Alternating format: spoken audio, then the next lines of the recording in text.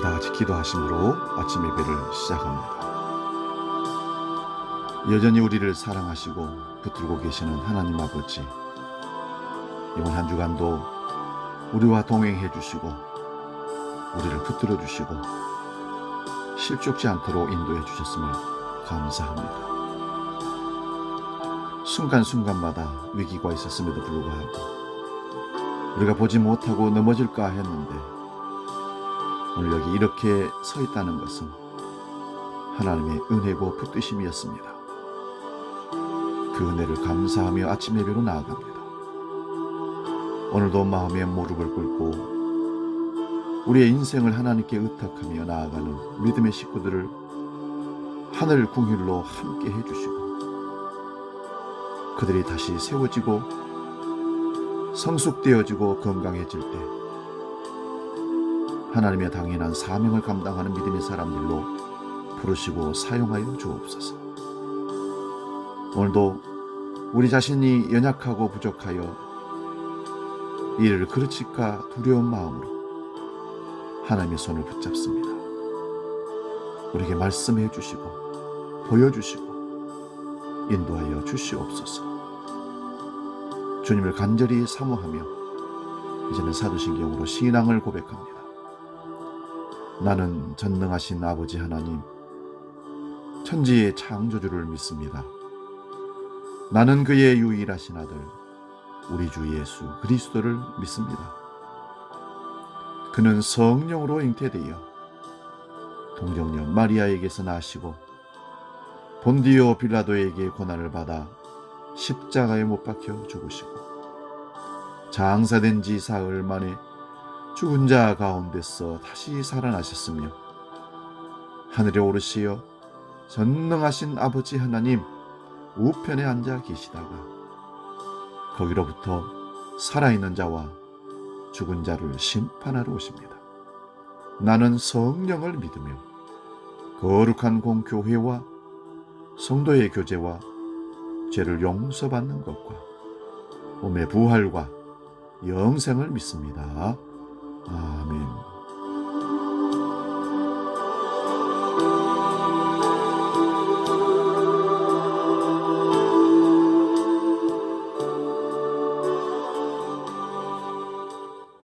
복음 찬양 너는 내 아들이라 함께 찬양하고 말씀 상고합니다.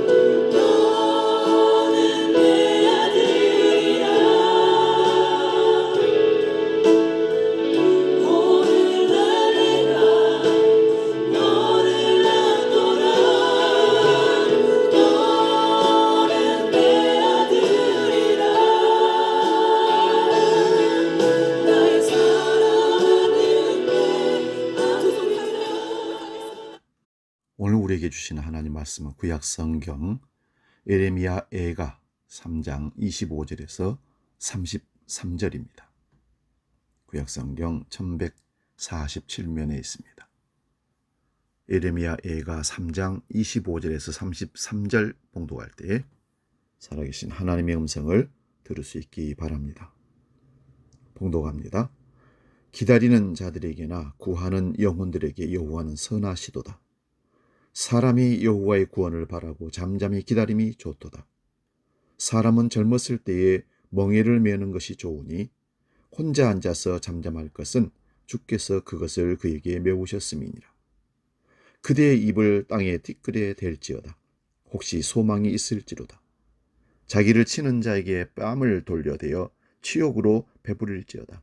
이는 주께서 영원토록 버리지 아니하실 것이며 그가 비록 근심하게 하시나 그의 풍부한 인자심에 따라 궁일이 여길 것입니다.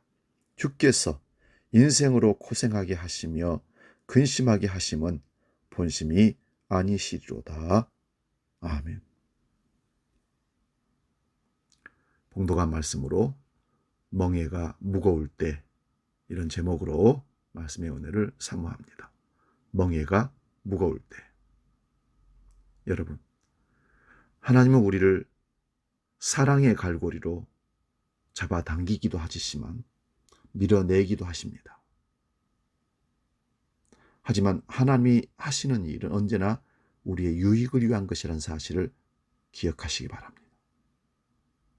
예레미야 선지자는 바벨론에 의해 패망한 조국 이스라엘을 바라보며 슬픈 애가를 지었습니다. 애가는 참 눈물겹습니다. 70여 년 전 이 땅에서 일어났던 6.25 전쟁을 기억하시는 분들은 애가를 읽으면서 그날의 참혹함을 떠올리게 될 것입니다. 전쟁을 겪은 사람들의 삶은 황폐함 그 자체였습니다. 그들 삶의 든든한 보장이셨던 하나님조차도 그들을 외면하는 것처럼 느껴졌습니다. 오히려 하나님이 사사건건 개입하셔서 그들을 사지로 몰아넣는 것 같은 느낌을 받았던 것입니다. 그래서 이스라엘 백성들은 하나님께 하소연합니다. 도움을 구하나 기도를 물리치신다. 다듬은 돌로 길을 막으신다. 엎드려 기다리는 곰과 은밀한 곳의 사자 같으시다. 관역으로 삼아 살을 쏘셨고 쓴 것으로 배부리시고 쑥으로 취하게 하셨다. 마음속에 원망의 태풍이 일어나 쉽게 잠잠해지질 않는다. 그래서 이제 하나님도 믿을 수 없게 되었다라고 원망하며 하나님께 대꾸합니다. 그래서 이스라엘 백성들은 기도를 드릴 힘도 없습니다. 몸과 마음의 진이 다 빠져나가 더 이상 원망할 힘조차도 없었습니다. 이스라엘 백성들의 처지는 이 한마디 속에 담겨 있는 듯합니다. 애가 3장 18절 말씀 봅니다. 스스로 이르기를 나의 힘과 여호와께 대한 내 소망이 끊어졌다 하였도다. 지쳐 원망조차 할 수 없을 때, 마음의 풍랑이 가라앉아 잠잠해졌을 때, 바로 그때 예언자는 마음속 한켠에 떠오르는 빛을 봅니다. 인생의 어두운 밤을 밝히는 빛처럼 절망 속에 스며든 희망처럼 확고하게 두르는 그 빛이 있었는데 그것은 과거에 자비하시는 하나님이 베푸셨던 궁일하심에 대한 기억입니다. 우리를 얼마나 사랑하셨던가. 그때 우리를 건져주셨지, 보호해 주셨지. 어렴풋이 생각나는 기억입니다. 지금까지 신실함을 지켜오신 하나님이 예언자의 기억 속에 살아 계셨던 것입니다. 날마다 새로운 은혜를 베푸시는 주님, 구하는 자와 찾는 자에게 가장 좋은 것을, 귀한 것을 주시는 주님을 떠올리면서 그는 입을 다뭅니다. 이유는 하나님이 자기 속에서 하시는 말씀을 듣기 위해서 귀를 기울이는 겁니다. 하나님이 자기를 통해 하시는 일을 보기 위해서 입을 다무는 겁니다. 우리에게 필요한 것이 있습니다. 정말 하나님을 사모하고 그래서 하나님을 보기를 원하고 하나님의 음성을 듣기를 원한다면 세상으로 향한 눈을 가리고 세상 정보들이 들어오는 길을 막아야 하나님의 음성을 들을 수 있고 하나님을 볼 수 있습니다. 모세는 홍해의 바다를 앞에 두고 두려워 떠는 백성들의 원망을 향해 이렇게 말했습니다. 출애굽기 14장 13절입니다. 너희는 두려워하지 말고 가만히 서서 여호와께서 오늘날 너희를 위하여 행하시는 구원을 보라. 악인이 행복을 누리는 부조리한 현실을 바라보며 이스라엘의 시인은 다짐하듯이 시편 37편 7, 8절에 이렇게 말합니다. 여호와 앞에 잠잠하고 참아 기다리라. 자기 길이 형통하며 악한 꾀를 이루는 자를 인하여 불평하여 말지어다. 분을 그치고 노를 버리라. 불평하여 말라. 행하게 치우칠 뿐이니라. 사랑하는 여러분, 믿음이란 하나님 앞에서 입을 다무는 것입니다. 우리가 입을 다물 때 하나님이 말씀하시기 시작하시고 보여주시기 시작하십니다.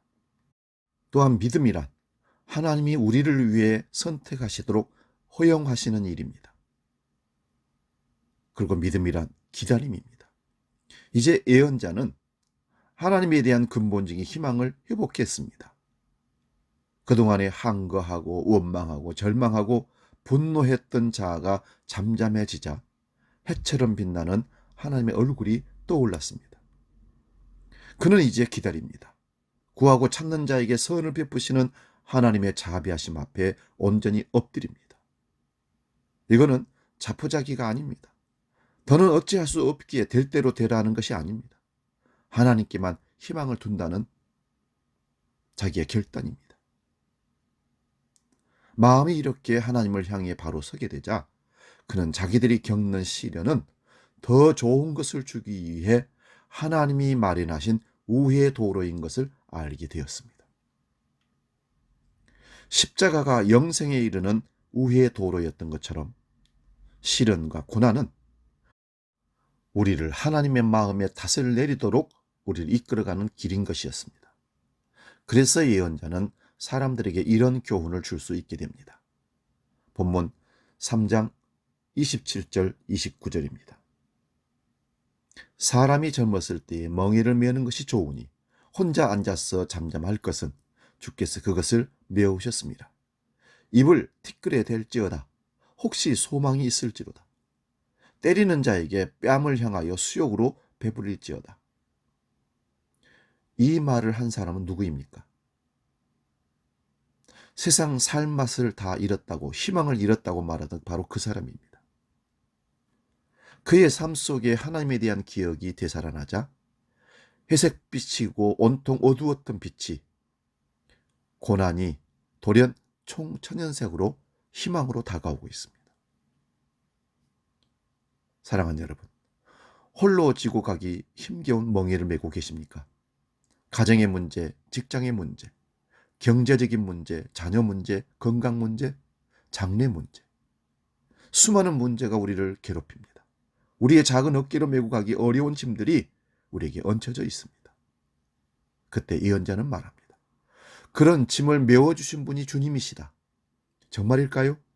주님이 자비하신 주님이, 나의 연약함을 아시는 주님이 그 짐을 메워주셨다고요? 이해할 수 없습니다. 믿을 수 없습니다. 하지만 예언자는 그렇다고 말합니다. 그렇다면 우리에게 짊어지어진 그 짐을 벗어버리는 것만이 우리의 목표가 되어서는 안 되겠습니다. 울면서라도 비틀거리면서라도 그 짐을 지고 가야 합니다. 벗어버리고 가면 시원할 것 같지만 그것이 주님이 메워주신 짐이라면 메고 가야 합니다. 주님이 주신 짐이라면 감당할 수 있는 능력도 주실 줄로 믿습니다. 내게 짐스러운 일들 혹은 사람을 인하여 원망하지 마시기 바랍니다. 입을 티끌에 대십시오. 주님이 주신 짐을 지고 가다가 욕을 먹고 비난을 받아도 잠잠하십시오. 하나님은 모욕과 고통을 통해 우리를 새 사람으로 만드십니다. 이스라엘이 저지른 죄를 벌하시기 위해서 하나님은 바벨론을 몽둥이로 사용하셨습니다. 깨닫게 하려는 하나님의 의도였던 것이죠. 하나님이 시키신 일이라면 달게 받아야 됩니다. 우리가 우리의 죄와 참상을 깨닫고 잠잠할 때 주님이 우리의 보호자가 되어 주십니다. 우리가 넘어질 때 주님이 우리를 안고 가십니다. 이 대목에서 예언자는 우리에게 결정적인 말을 건네줍니다. 33절입니다. 주께서 인생으로 고생하게 하시며 근심하게 하심은 본심이 아니시리로다. 아멘. 주님이 의도하시는 것은 우리의 고생이 아닙니다.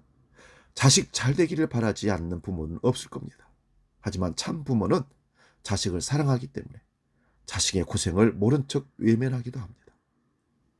하나님이 당신의 사람들에게 근심과 고생을 허락하신 까닭은 사랑하시기 때문입니다. 지금도 인생의 짐이 무거워 허덕거리는 분들이 계십니까? 지고 있는 멍에가 목을 짓눌러 숨조차 쉴 수 못할 정도로 어려운 분들이 계십니까?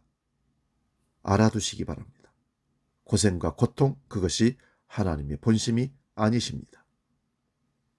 하나님의 본심은 사랑입니다. 하나님은 우리를 너무도 사랑하십니다. 다 잊어도 이 한 가지만은 잊지 마시기 바랍니다. 하나님이 우리를 외면하시는 것 같은 순간에도 하나님은 우리를 당신의 사랑의 갈고리로 당기시어 우리를 당신에게 붙들어 매고 계시다는 사실입니다. 이 시간 우리 하나님 한 번도 나를 찬양하고 기도하고 마칩니다.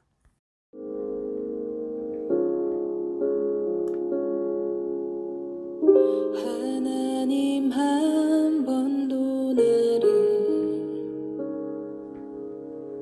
실망시킨 적 없으시고 언제나 공평과 은혜로 나를 지키셨네. 지나온 모든 세월들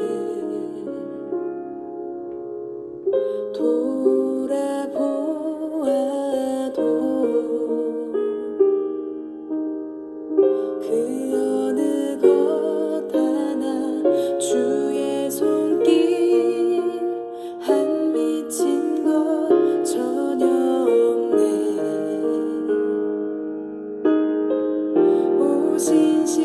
오신실하신 주,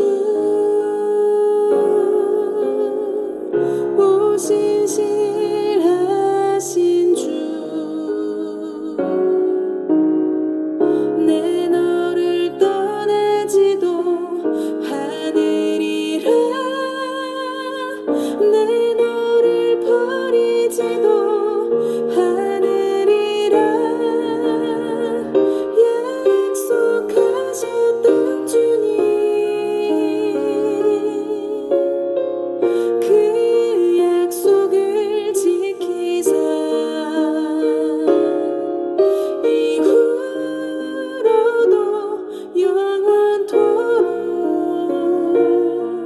나를 지키시리라 확신하네. 이후로도 기도하겠습니다. 하나님, 나를 지구를 지고 메고 가는 우리의 어깨가 무거워 때로는 믿음 없는 행동으로 하나님을 원망하기도 했고 생을 포기하고 싶은 잘못된 생각도 했었던 것을 사실입니다. 오늘 우리를 다시 한번 주님의 은혜 가운데로 불러주시니 감사합니다. 항상 우리와 함께 하셨음을 감사합니다. 끝까지 우리를 지키시고 사랑으로 인도하심을 감사합니다. 이제는 우리 주 예수 그리스도의 은혜와 아버지의 크신 사랑과 성령님의 감동, 교제, 역사 충만케 하심, 어떤 고난과 역경 속에서도 감춰주신 하나님의 사랑과 은혜와 축복을 기대하며 끝까지 믿음을 지켜 나아가기로 결단하는 모든 믿음의 식구들 머리 위에 우리 주 함께 나아가는 미래 위에 영원히 함께 계시기를 간절히 축원하옵나이다. 아멘.